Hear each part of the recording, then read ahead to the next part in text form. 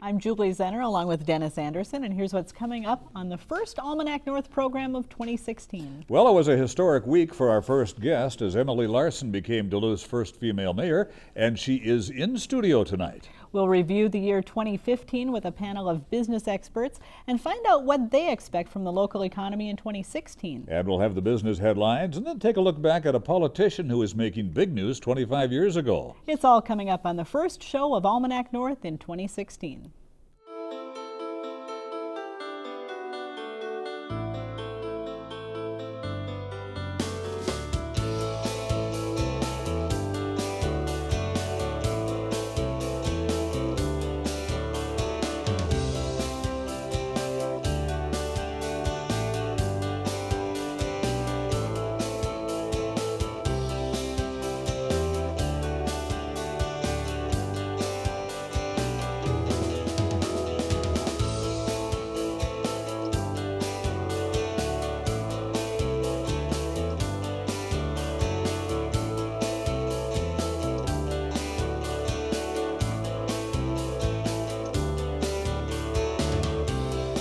Hello and welcome to Almanac North. Thanks for watching. Denny, quite a change in Duluth City government this week with 4 new city councilors taking office along with a new mayor. If you walk through City Hall, you might not recognize everybody for a little bit. Exactly, and the new mayor is here tonight. Yes, she is. So let's get started. All right, thank you very much, Julie. Welcome, everyone. Well, the new mayor was elected with 72% of the vote in November and has served 4 years on the Duluth City Council, most recently as council president. She also served on the Duluth Economic Development Authority, Visit Duluth, Arrowhead Regional Development Committee, and numerous other boards and committees.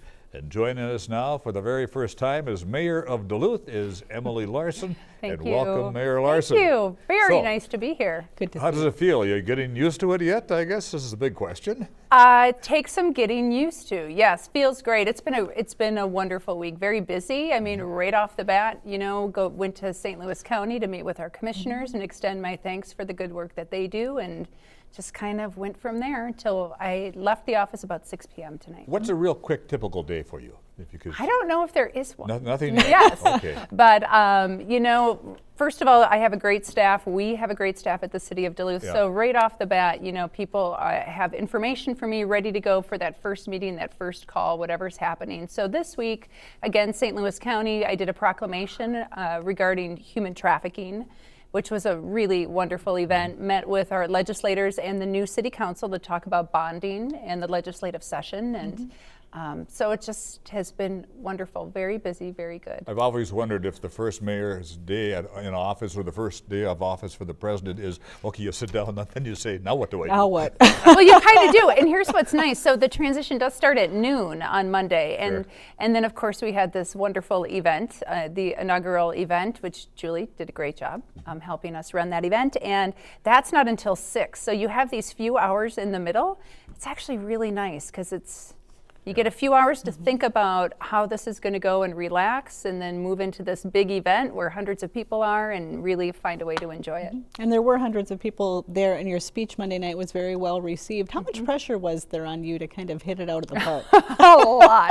A lot, but I generally don't feel too much of that. I knew there was expectation and a lot of people watching that, but I also know that if I get stuck trying to fit these boxes that people need, I'm not going to come through in that, and it's not going to be authentic. So I generally don't write speeches word for word. I like to pivot and move around a little bit. I spent most of last weekend really thinking through what were the values I wanted to get across and what was kind of the core of who I wanted to get across, and I was really happy with how it went. And one of the big focuses in that speech was hope. Yes. Why did you choose that, and what does that mean to you as you look out at the city of Duluth? Well, I did, yes, I chose it intentionally, and I chose it in part because I really felt like that is a nice bridge to the last administration with Mayor Ness and kind of the direction that we're going. And when I have talked with people, of course, through the campaign or through this time of transition, one of the things that people say, it really distills down to that feeling and experience of hope, that being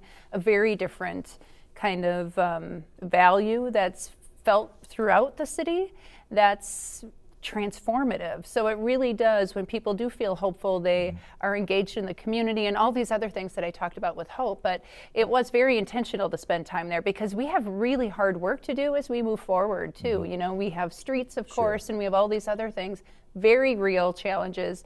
And it is that hope that will get us to those solutions. You did something few modern day Duluth mayors have done, and you alluded to it just a few moments ago. You met with the St. Louis County Board right away. Yeah. What did that accomplish? Well, I don't know yet, but my goal, you know, I called the county administrator last week, Kevin Gray, and said, when is your first meeting in Duluth? When is the first one for the year? Turned out it was Tuesday, and I just said, I would just like to, you know, be there at the beginning of the meeting and thank commissioners for their work. And, you know, Commissioner Stauber and I last year worked together for a combined meeting between the council and the county that was really productive for our legislative bodies, but it was also, you know, tangibly productive for getting some good work done and for the public to really see that these two governments work well together. But I'm looking forward to it. I'm gonna go visit with all the commissioners in their own districts and learn more about that. And it was a really, as it turned out, it was like a serendipitously wonderful first action, because I think that's a relationship that's going to be really important for both of us. People always pay a lot of attention to, you know, milestones or mile markers along the way, and the first 100 days is always one that people kind of look at. What are your plans for the first 100 days in office? Yeah, well, so I named that, you know, in that speech. It used to be that the inauguration speech for mayors was also the state of the city speech. And this year I changed that because it didn't make sense to me that on the first day, the first few hours you've had this job, you are now outlining the entire state of the city, because ideally you're taking the right amount of time to figure out everything and where you need to be. So I kind of named that in the speech and talked about the 100 days being the marker that I'm working towards. So my goal is to present, you know, 20 to 30 minutes of content at that time about the vision for Duluth, my vision, how it's integrating into the city and with the city, how that's going to be tangible and pairing the challenges and opportunities that we have, and to be much more concrete, because that is what people need, that's what people want, and you can't give that on your first day. But I'm really looking forward to that time. And that'll be probably around April 15th, something like that. And actually, I've already had meetings about my goal and where I want to see us get to in the 100 days. So I'm already really looking forward to that. You've already met with the governor and the lieutenant governor. Did that accomplish something? Laid some groundwork? Well, I hope to find out in the next week or so. I've been in contact with them again today because we have a bonding bill that'll be coming up. And my hope is that the governor is considering strongly including some of our projects in his proposed such as the steam plant and the conversion that we'll be doing downtown Superior Street. It's a $21 million project, critical that we do that as we're reconstructing Superior Street. Getting prioritized in that budget would be an incredible way to start the legislative session. So hopefully meetings like that isn't just about building relationships, but about really targeting some specific ways we can do that. So my fingers are crossed, but we're ready to go into the session to work really hard. You talked about pairing those successes or areas of progress with challenges. Can you give some examples of where you see the biggest challenges in the city going forward? Yeah, I think one really great example is the skills gap that we see in the workforce. And so, as I talked about, we have, you know, $2 billion of construction projects underway, great jobs, and that's a really visible example to give people. You can talk about the buildings and projects that are going up, and at the same time in Duluth, we do have a skills gap in critical areas, and what that means is that we don't have the trained adults ready to go in and fill those jobs. These are jobs that we want Duluthians ready to do and prepared to do and do well at, but right now we have not kind of created that whole pathway, and that's a systemic issue. So that's about how do we help young people find their way into the trades. That's about how do we work with organizations like Lake Superior College to ensure that we're getting all the construction training that people need.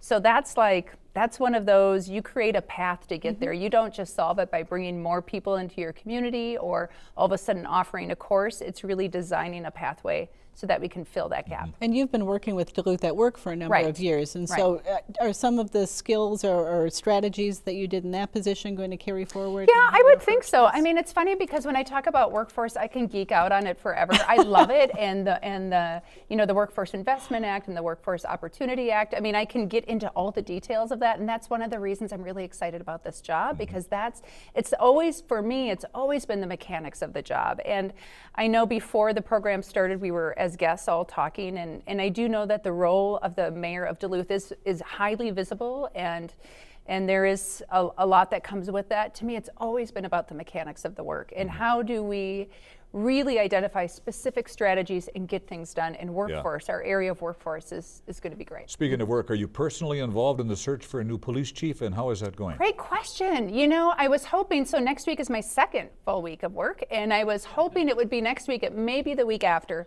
I would like to, I intend to have a press conference and outline the hiring process for both police chief and fire chief. At that time, I'll also make some other comments about other key positions and staff within administration and throughout the city. So I do hope to have that outline ready, and at that same time, I would like to ensure that we are ready to appoint an interim to, you know, Gordon Ramsay is here as our police chief a little while longer, so we have a few more weeks. What will you look for in a police chief? You know, one of the things that I think has been successful with Chief Ramsay is his ability to be a really strong community partner. Policing is just in my mind, just as much about ensuring physical safety and all of the really important elements that come with that, but also about how are you working in the community with neighborhood groups, with citizen watch groups, with activists to ensure that everyone feels heard and is heard.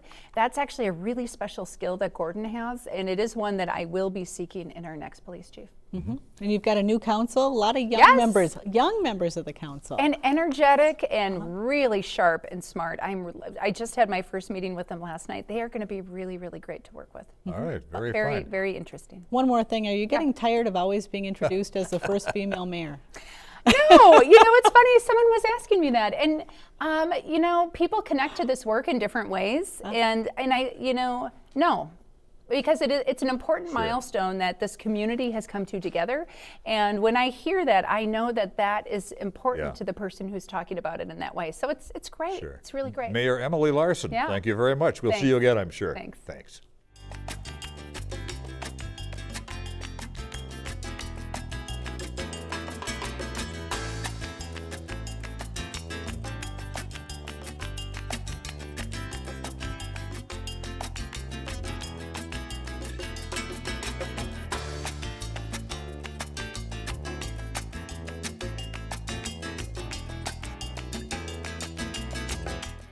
Now, let's dig into our news file archive for a look at what was making news 25 years ago this week.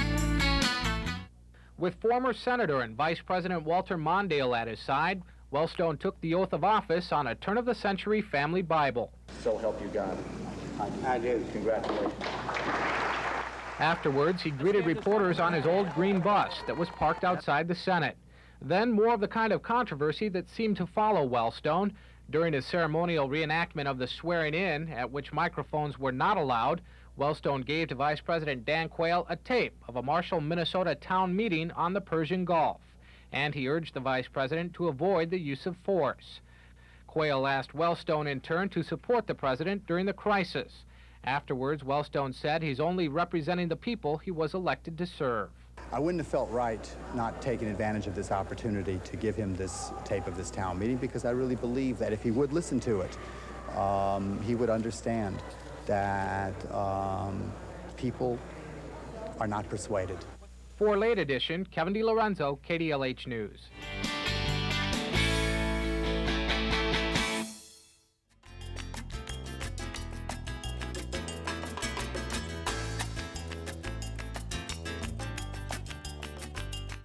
From an economic standpoint, it was a mostly good year for the region, with unemployment at low levels and many construction projects underway. But on the Iron Range, the year began with trepidation and ended in disaster, with multiple mining operations shutting down and laying off of workers. Is there any chance for a bounce back for the struggling steel industry? And will other sectors of the region's economy continue to grow and add jobs? It's time to bring back our panel of economic experts for our annual Year in Review. Tony Barrett is a professor in the economics department at the College of St. Scholastica. Sakib Mahmud is a professor of sustainable management and economics at UWS. And Ron Brochu is the publisher of BusinessNorth, the region's business newspaper. And thanks to all of you for being here. Good to be here. All right, Tony, what's the headline in your mind as you look back at the region's 2015 economic picture? Well, the headline is obviously what happened to the steel industry. And I mean steel, not taconite, because the steel industry was just deluged with imported steel, dumped. And it looks like we're finally getting relief in terms of tariffs. I assume more tariffs will be coming along, and I think the worst is over. You know, I'll sound. But there's still a glut of steel on the market, isn't there? There's a world oversupply of steel. Long term, the solution is China's got to shut down a couple of their steel companies. They just are producing steel for a model that they Just a don't want to stockpile. follow anymore. And they're dumping it. They have to sell it somewhere. They're selling it to us. And that's really hurting us. Sakib, as you look at what's happening on the Iron Range, do you see the case being made for more diversification of the economy up in this region? Yeah, I think so. Like, if we think about this Iron Range economy and also overall Minnesota and also, this side, even in Wisconsin, I would say, the diversification would be the way to go if we think about the long term. Like innovation and more investment in this region. And we have to come up with some policy incentives, of course, to attract especially the millennials to invest and come over here and think about their long-term plan and all. Ron, what do you see as the potential positive points for the steel industry right now and the mining industry in our area?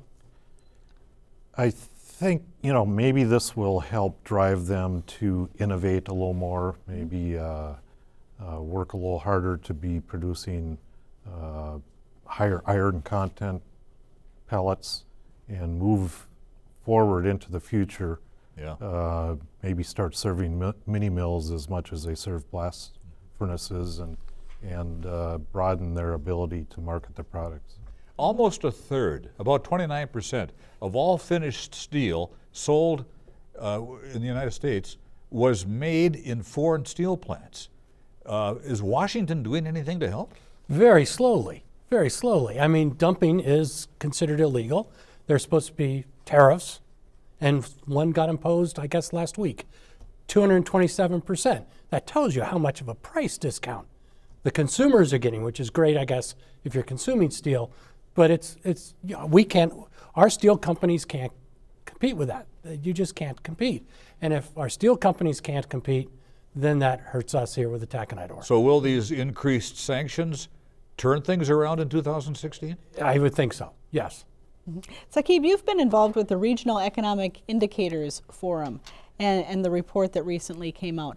What picture emerges of the broader economy and how we're doing? Like if we look at this side, like the regional economy over here, definitely the consumers are happy with that. Like this consumer spending, if you consider, because of the situation that we are now having here, that the rise in real wages you can consider, and the fall in oil prices. So definitely it is affecting positively the consumers. And one of the two sectors, the tourism and the transportation sectors, are benefited as a result of that. But going back to that issue, that strong US dollar and the declining global demand, especially the way Russia and Brazil is now faring at the moment. They're basically, one can see, in recession, and China is not growing as they used to grow before, like in double-digit growth. Now it's a single digit.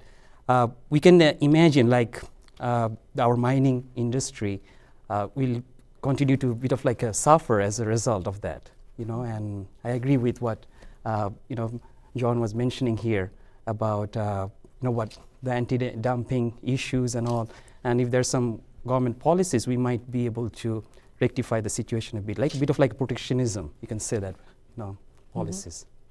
Ron, baby boomers are starting to retire across our region. What is that doing for the region's workforce and what we need to be thinking about at this point? To a large degree, it's what Mayor Larson said earlier, the skills gap. We're losing just years and years of education and experience in our workforce, and some of those who are entering it without that background. and they need to, we need to have programs in place to bring them up to speed to replace the vast number of people that are retiring. We learned a few weeks ago the Duluth paper mill is back on the market. What's happening in that industry? Well, same thing's happening in steel, only even worse. It's global overcapacity. No real comparative advantage for us over other companies around the world. They've been under stress for a generation, and I don't see any real end to that. Is the need for paper dwindling? I don't think so. I mean, I hear people talk about with electronics and paperless society. Didn't happen. That doesn't seem to be happening. So yeah, as the world economy grows, demand for paper will grow, but there's an awful lot of excess capacity around the world. Ron, what about opportunities for biofuels to kind of jumpstart that forest products industry if the paper is lost? Well, the opportunities are there, but on the other hand, there's a movement, afoot relating to carbon-based fuels in general, and there's also the movement against utilizing forest products. So this is a balance. If we're going to save these industries, we've got to take a deep look and decide, how many myths are involved here. Is it a myth that it's renewable? No, it's not a myth. And we've got to be willing to use the resources we have. Sakib, what's the economy of northwestern Wisconsin? I know you keep pretty close tabs on that. Like, looking at the northwestern Wisconsin economy, like, of course, we did that regional economic indicators forum, and what we found out, there's a declining consumer confidence, and also the financial indicators are not showing good signs. So overall, we might see a bit of like setbacks in this side. Is the population dwindling or remaining stagnant, or is it growing? Like what we have found out from our research, like the older population, like in the Bayfield area, like we'll have more older population over there. We are struggling in that northwestern Wisconsin about keeping the young generation. Again, the issue of how to attract the millennials. And in these areas, we have to think through, like what are the areas we can consider. Like bioeconomy might be one issue, biotechnology that you're mentioning.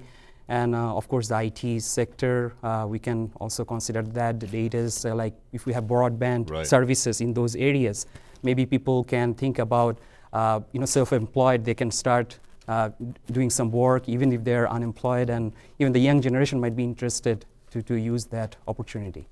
One of the fun things that we always do when you're here is look back at what you said last year, predictions, Here it comes. or in your case, an observation. Yeah, I kept it vague last year. So let's listen to what you said last year, and then we're going to kind of hold your feet to the fire and actually get a prediction I'll be from very you this year. specific this year.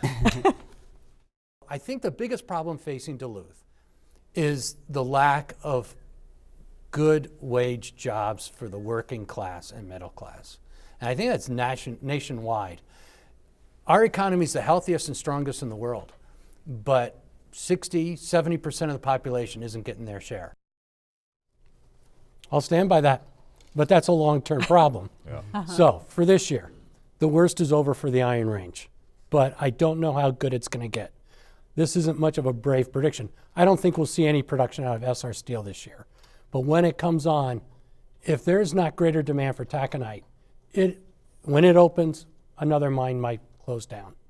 Nationwide, economic growth around 2%. A year from now, the unemployment rate will be 4.5%.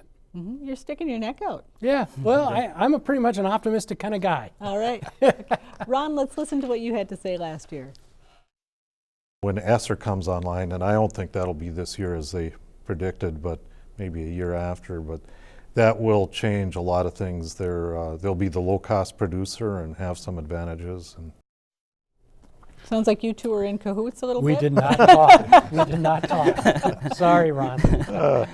Ron, what's your prediction for the upcoming year?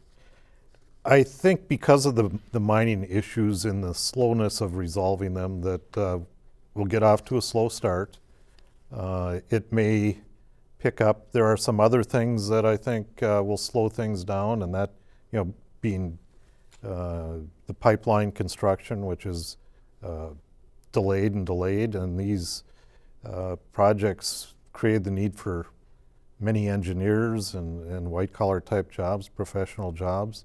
I think maybe the second half of the year will be better than the first. All right.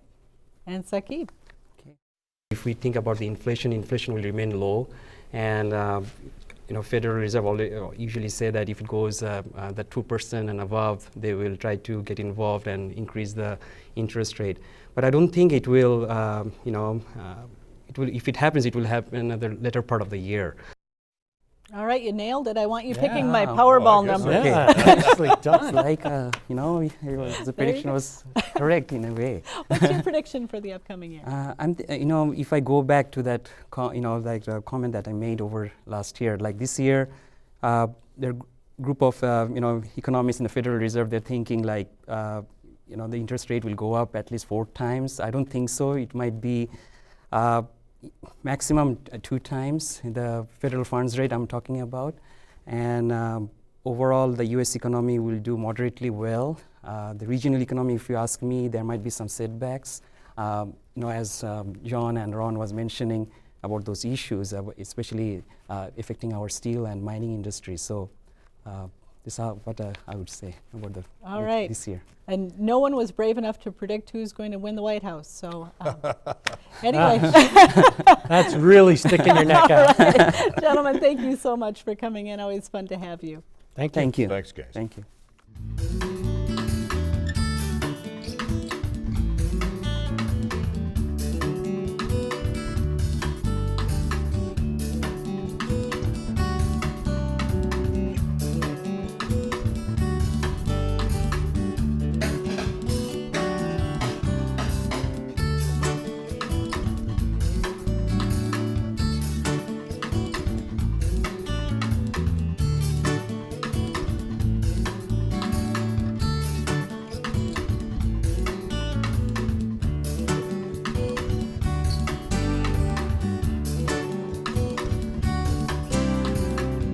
Well, time now for the first business headlines for 2016.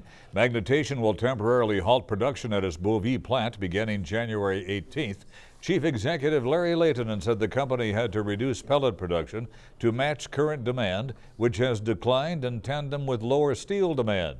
It's the second plant that Magnetation has idled.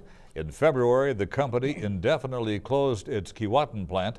The taconite industry has been plagued by low pellet prices and high levels of imported steel. The U.S. economy is slowly growing, and Wells Fargo senior economist Eugenio Ailman believes it will continue into the near future. He made that prediction Monday to members of the Grand Rapids Chamber of Commerce. Ailman said there are many positive factors at play in the current economy, including a low unemployment rate, but there has been a significant decline in the labor force participation rate, and many jobs pay low wages. Falling iron ore prices will play a negative role in the region's economy this year, and he does not believe tariffs on imported steel will improve matters. St. Louis County plans more infrastructure work during 2016 than during its busy 2015 construction season.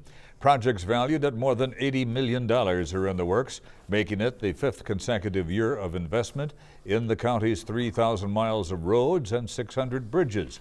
In part, the work is being funded by a new transportation sales tax. For 2015, total revenue raised through that tax reached $11 million. For more on these and other stories, visit BusinessNorth.com. If you have a comment on our show, call now. Dial 218-788-2849 to leave a message, or send an email to almanacnorth@wdse.org. You can also visit the WDSE website for updates on your favorite programs, get news about station events, or become a supporting member of the station. Well, Danny, it looks like 2016 could be a very interesting year. Not only locally, where we're certainly talking about the regional economy, but the race for the White House this year. Very interesting. For Danny and the crew here at Almanac North, I'm Julie Zenner. Have a great weekend, everyone. We'll see you next time.